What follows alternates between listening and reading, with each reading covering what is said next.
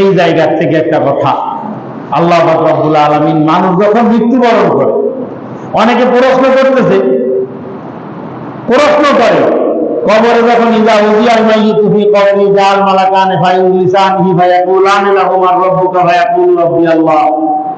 কারণ যখন মানুষ মৃত্যুবরণ করে, তো মৃত্যুবরণ করার পরে মৃত্যুর আগে মৃত্যুর কিছু লক্ষণ প্রকাশ পায়, মৃত্যুর আগে মৃত্যুর কিছু লক্ষণ প্রকাশ পায়। বেশ কিছুটা আগে ওই মানুষ নিজেও দুনিয়ার মধ্যে থাকে না, ও বুঝতে পারে যে আমি আর থাকতে পারবো না, এর মধ্যে এরকম কিছু ভাব গতি চলে আসে। যে যেমন মানুষ তার মধ্যে ভাবটা সেই রকম আছে, আমি মনে হয় বুঝাইতে পারি নাই। একটা হলো ভালো, একটা হলো মন্দ, এই দুই প্রকারের বাইরে তো আর যাওয়ার কোনো সুযোগ নেই।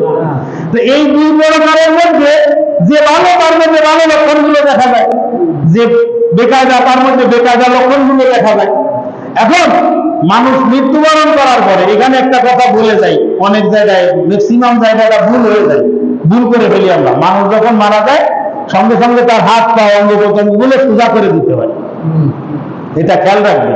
আমরা ওই যে সময় করোনা ভাইরাস ওই সংকটকালীন সময় যখন দাফনে যেতাম, তা অধিকাংশ রোগী তো হাসপাতালে মারা যেত। তা হাসপাতালের বকরগুলা হাত নিয়ে নামাজের মতন এইভাবে বেঁধে দেয়, এইভাবে বেঁধে দেয়, মানে ওরা মনে করে মনে হয় যে নামাজে যেরকম হাত বেঁধে ওই রকম ভাবে হাতটা বেঁধে দেয়। এটা কিন্তু তরিকা না। সিস্টেমটা হলো একটা মানুষ সোজা দাঁড়াইলে সোজাভাবে দাঁড়ানো অবস্থায় ওর অঙ্গ, যে অঙ্গ যেখানে যেরকম ভাবে থাকে ওইভাবে থাকবে। হাত পা সব সোজা করে দেবেন, চক্ষু দুইটা বন্ধ করে দেবেন, মাথার কাছ থেকে বালিশ টেনে বের করে দেবেন। ওই বালিশ বের করে ফেললে মুখ কিন্তু হা হয়ে থাকে, ওইটা আর বন্ধ হয় না। এই জন্য মাথার নিচে বালিশ না দেন, কিছু একটা দিয়ে অন্তত একটু টেপ দিয়ে রাখবেন, যাতে মুখটা খোলা না থাকে। মুখটা খোলা থাকলে একটু অন্যরকম দেখা যায়। কি কথা ঠিক আছে না? মৃত মানুষ মুখ খোলা থাকলে অন্যরকম দেখা যায়। এই জন্য মাথার নিচে কিছু একটা দিলে ওই মুখ আর খোলা থাকবে না। এখন আর একটা মশালা এখানে বলি, খেয়াল করেন। কখনো কোনো ক্ষেত্র যখন আসে, মানুষের যখন সাকরাতে মউত, মৃত্যুর যন্ত্রণা যখন হয়, তখন ওই লোকটার হিতাহিত জ্ঞান থাকে না।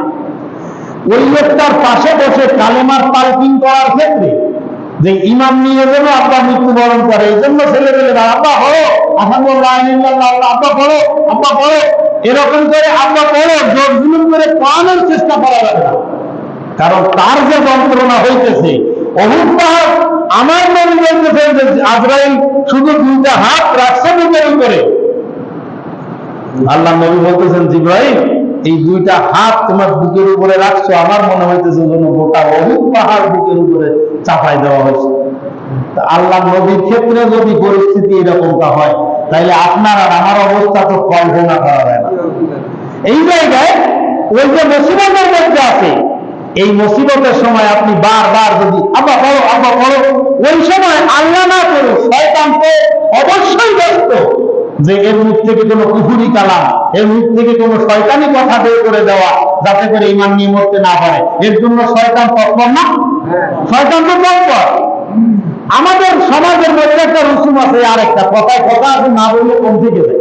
খেয়াল করে, আমাদের মধ্যে একটা রসুম ফর্মুলা আছে রকমের, মানুষ যখন মারা যায়, মারা যাওয়ার পরে সব মরা মানুষের পাশে পাশে কোরআন শরীফ পড়া, কোরআনে কারীম তেলাওয়াত করার জন্য বলে। হেফজুখানা হাফেজ সাহেবের এক ফাজল ছেলে দাও, আমার আব্বা মারা গেছে, একটু কোরআন শরীফ পড়বে। মরা মানুষের পাশে বসে কোরআন শরীফ পড়ার করে ফায়দা নেই। আপনি বলেন। অথচ রহমাতুল্লাহ আলামিন কি বলেছেন, যখন সাকরাতে মউত হয়, মউতের যন্ত্রণা যখন হয়, মুমূর্ষু অবস্থা হয়, ওই সময় পাশে বসে সূরা ইয়াসিন শরীফ তেলাওয়াত করলে মউতের যন্ত্রণা আসান হয়। সুবহানাল্লাহ বলবেন না? সূরা ইয়াসিন, মৃত্যুর সময় সূরা ইয়াসিন তেলাওয়াত করলে মৃত্যু যন্ত্রণা আসান হয়।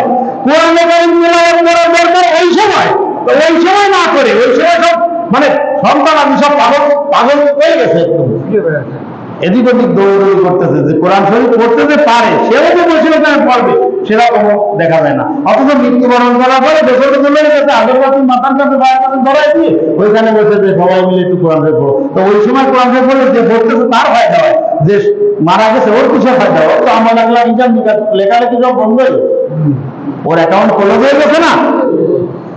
আল্লাহ ইজা মাতাল ইনসানু ক্বাতা আনহু আমালুহু ইল্লা মিন সালাসাত, আল্লাহ নবী বলেছেন আমার উম্মতেরা, ইজা মাতাল ইনসানু, যখন মানুষ মৃত্যুবরণ করে, যখন মানুষের চক্ষু দুইটা চিরতরে বন্ধ হয়ে যায়, ইন ক্বাতা আনহু আমালুহু, তার সমস্ত নেক আমল করার দরজাও বন্ধ হয়ে যায়, কোন রকম কোন নেক কাজ সে করতে পারে না, কোন রকম কোন আমল সে করতে পারে না। তাই সাকরাতে মউত যখন শুরু হয়, ওই সময় তওবাও কবুল হয় না, ওই সময় থেকে হিসাব ক্লোজ হয়ে যায়, অ্যাকাউন্ট সম্পূর্ণ ক্লোজ হয়ে যায়, ওই লোকটার আর কোনো কিছুই করার থাকে না। ইল্লা মিন সালাসাতিন, কিন্তু তিনটা নেক আমল দুনিয়ার মধ্যে থাকা অবস্থায় যদি করে যাও, কিয়ামত পর্যন্ত আল্লাহ পাক তোমার কবরের মধ্যে তার সব পৌঁছাইতে থাকবেন। করে বলেন সুবহানাল্লাহ।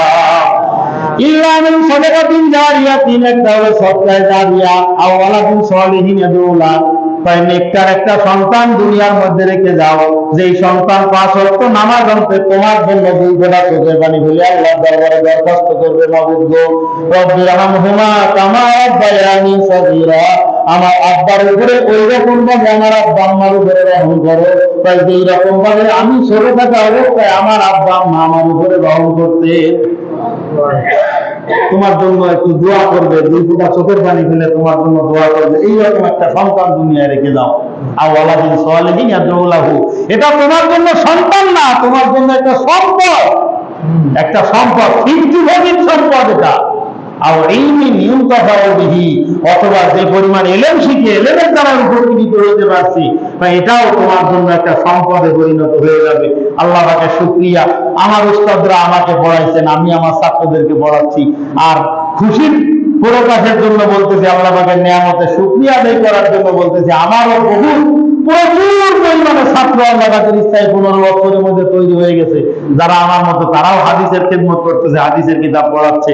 এইভাবে একটা ধারাবাহিকতা কিয়ামত পর্যন্ত দুনিয়ায় আমার নামে থাকবে কি থাকবে না। আর ইলমিন ইনতাফাউবিহি, ইলম শিখেছে, সেই ইলমের দ্বারা উপকৃত হয়েছে। এখন কথা হলো যে এটা তো আপনার হইলো, আমাদের জন্য কি হইল? আপনি যতটুকু জানেন আপনি আরেকজনকে ততটুকু শিখান।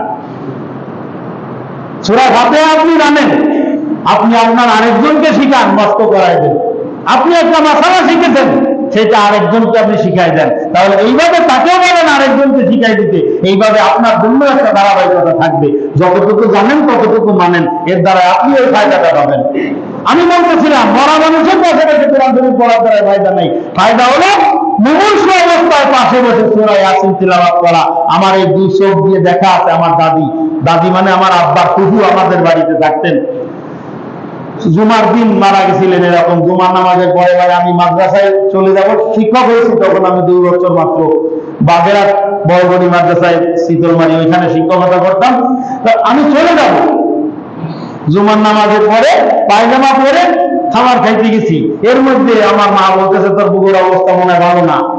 আমি খাবার অর্ধেক রেখে আসছি, আলহামদুলিল্লাহ আমরা 3টা ভাই বোন, 3 ভাই বোন 3 জায়গায় 3 পাশে এরকম ঘুরে নিয়ে বসে, আমি মনে হয় 6 বার না 7 বার করছি, বোনেরাও মনে হয় 3-4 বার করছে। ওই অবস্থার মধ্যে আমার চোখের কাছে একদম কাছাকাছি থেকে মৃত্যুবরণ করতে দেখা, ওই যে এক সময় মানে নড়াচড়া করতেছে, মাঝে মাঝে ডাক দিলে ডাকে আওয়াজে দিচ্ছে, আর ওই রকম ভাবে আস্তে আস্তে একদম যে ঠান্ডা হয়ে গেছে। আমি দেখেছি যে আসলেই সূরা ইয়াসিনের দ্বারা মৃত্যু যন্ত্রণা আসান হয়। বাজান, এমন একটা সন্তান, এমন একজনকে রাখেন যে আপনার মৃত্যুর সময়, আপনার মৃত্যুর খবর শুনে উকিল ডেকে না নিয়ে এসে আপনার মৃত্যুর আগ মুহূর্ত দিয়ে ডাক্তার ডেকে আনবে, আপনার মৃত্যুর আগ মুহূর্তে আপনার পাশে বসে, মাথার কাছে বসে সূরা ইয়াসিন শরীফ তিলাওয়াত করে আপনাকে শোনাবে। এইরকম একটা ওয়ারিস দুনিয়ার মধ্যে রেখে দেওয়ার চেষ্টা করা উচিত। এটার জন্য জেনারেল শিক্ষা শিক্ষিত করা যাবে না, সব বাচ্চাগুলো মাদ্রাসায় পড়াইতে হবে, এটা কিন্তু আমি বলিনি। আমি বলেছি অন্তত এতটুকু আপনি মাদ্রাসায় পড়ান, 5টা বছর ছোট্ট বাচ্চাকে এতটুকু সময় মাদ্রাসায় পড়ান, ও জন্য নিজে কোরআনে কারীম তিলাওয়াত করা শিখে যায়। আমাদের সে ব্যবস্থা আছে, এরপরে গিয়ে আপনি যেখানে খুশি সেখানে তাকে পড়ান। এই কথার অনেক লম্বা হয়ে গেছে, আমি যে জায়গায় ছিলাম, ইযা উযিয়াল মাইয়িতু ফি কবরিহি, আল্লাহ নবী বলেন ইযা উযিয়াল মাইয়িতু ফি কবরিহি জাআল মালাকান ফায়ুবিসানিহি ফায়াকুলান লাহু ওয়া রাব্বুকা ফায়াকুলু রাব্বি আল্লাহ। আল্লাহ নবী বলতেছেন আমার উম্মতেরা ইযা উজিয়াল মাইয়িতু ফি কবরি, যখন মৃত ব্যক্তিকে কবরের মধ্যে রাখা হয়, যার মালাকানে দুইজন ফেরেশতা আছে ফাইলিসানিহি, ওই দুইজন ফেরেশতা তাকে উঁচু করে বসায়, ওই দুইজন ফেরেশতা তাকে বসায় দেয়। ফায়াকুলানে লাহু মার রাব্বুকা, তখন এই ফেরেশতারা জিজ্ঞাসা করে তোমার রব কে? ফায়াকুলু রাব্বি আল্লাহ। লোকটা যদি দিনদার হয় এক মুহূর্তের মধ্যে বলে দেয় যে আমার রব একমাত্র আল্লাহ। ফায়াকুলানে লাহু মা দীনুকা, ফেরেশতারা জিজ্ঞাসা করে তোমার দিন কি? ওই লোকটা যদি দিনদার হয় চট করে জবাব দিয়ে দেয় দিন আল ইসলাম, আমার দিন ছিল, আমার ধর্ম ছিল, আমার চলার রূপ ছিল ইসলাম। ফায়াকুলানে লাহু মান হাযা রাজুলুল্লাযী বুইসা ফীকুম, তা ওই ব্যক্তি কে ছিলেন যাকে তোমাদের মধ্যে প্রেরণ করা হয়েছিল? লোকটা যদি দিনদার হয়, সুন্নাত তরিকার উপরে যদি জীবন যাপন করে, ওই লোকটা তখন চট করে জবাব দেয় হুয়া মুহাম্মাদুর রাসূলুল্লাহ, মুহাম্মদে বলেন সাল্লাল্লাহু আলাইহি ওয়াসাল্লাম। এই পর্যন্ত যখন প্রশ্নোত্তর পর্ব শেষ হয়ে যায়, আসমানের থেকে একদম ঘোষণা করতে থাকে আমার বান্দা সত্য বলেছে, জান্নাতের বিছানা আমার কবরে বিছায় দাও, বলেন সুবহানাল্লাহ। জান্নাতের পোশাক শরীরে পরায় দাও, এরপরে জান্নাতের দিকের একটা বড় দাওয়ার কবরের থেকে খুলে দাও করে বলেন সুবহানাল্লাহ। প্রশ্নটা আমি করতে চাইছিলাম এখানে যে মানুষ যখন মৃত্যুবরণ করে ফেরেশতারা তাকে জিজ্ঞাসা করে, একজন আমার কাছে জিজ্ঞাসা করতেছে যে এই রে,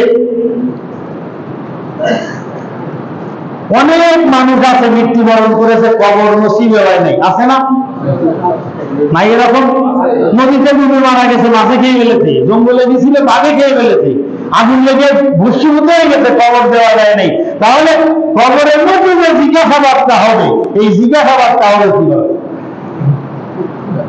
আমি মনে করি যদি এতক্ষণের আলোচনা যদি আপনি বুঝে থাকেন, তাহলে এই প্রশ্নের উত্তরে আপনি পেয়ে গেছেন যে আল্লাহ রাব্বুল আলামিন বস্তুর সীমা বানানোর পরে, বস্তু ভস্মীভূত হয়ে যাওয়ার পরে, কবরে মাটির সঙ্গে মিশে যাওয়ার পরে, সেইখান থেকে উঠায় যখন আবার নতুন শরীর নতুন করে জীবিত করতে পারবে, সেই আল্লাহ পাক কি ওই বাঘের পেটের থেকে, মাছের পেটের থেকে, আগুনের ছাইয়ের থেকে একত্রিত করে আল্লাহ পাক কি আবার প্রশ্নোত্তর পর্ব করতে পারবেন না? অবশ্যই পারবেন।